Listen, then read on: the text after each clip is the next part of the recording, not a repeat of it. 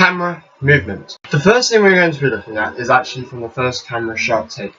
This is when the character is sat down, looking at the book, and writing in it from a distance. I want to change this from, instead of being very similar to as it is now, and where it is flat, to instead a slow move forward, slightly tilting up towards the camera. I can't really do this well in this game, sadly, so I'll do it with this. So, for example, like that. But like that. We'll probably take this from a bit of a mid-shot, maybe even towards the head more, and then looking up. Otherwise, we may change it to go from downwards all the way up here. I may take separate different shots, and then I will test out in the final recording and decide which one I shall take.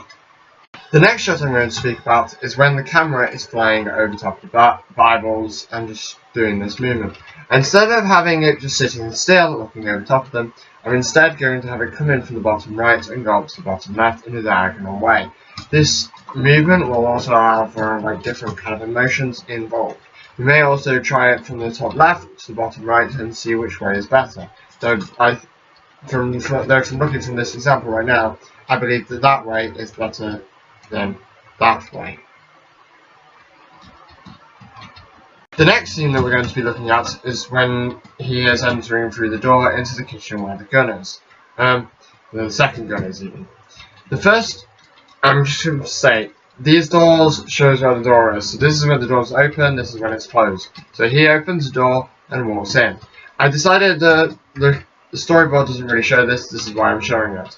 So the character would walk in, still having the gun just in front of his face, and then looking down and seeing the gun.